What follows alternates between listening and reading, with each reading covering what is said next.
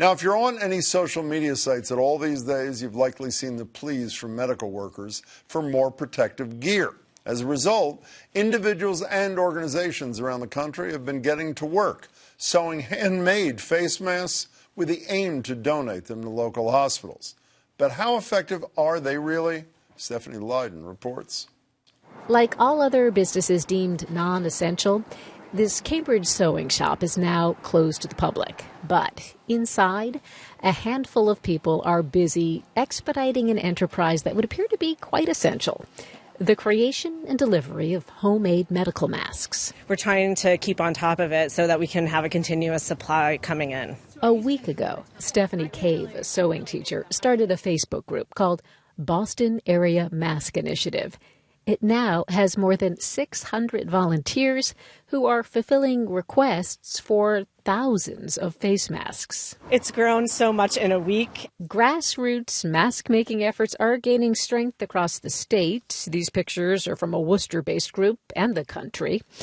The masks dropped off at this shop are destined for homeless shelters, assisted living homes, and the Cambridge Health Alliance, which runs 3 community hospitals, including this one in Everett. We're asking because we really need them. Chief Financial Officer Jill Batty says her hospital group has enough protective equipment for about 3 weeks, although they expect to be treating COVID-19 patients for at least 3 months. We looked at our supply room assets and then we said, okay, well, those aren't really enough. What are our other assets? And our other assets were our community support and innovation. Homemade masks may be an innovation for hospitals in this country, but they've long been a necessity for healthcare workers around the world. One of the few studies examining their effectiveness was done in Vietnam, and it found respiratory and viral particles penetrated 97% of cloth masks, compared to 44% of disposable surgical masks. But, says the study's author, a cloth mask is better than nothing at all. Probably some physical barrier across your nose and mouth will help, because it will stop you self-contaminating with your hand. Raina McIntyre, an Australian biosecurity researcher, says homemade masks are not personal protective equipment.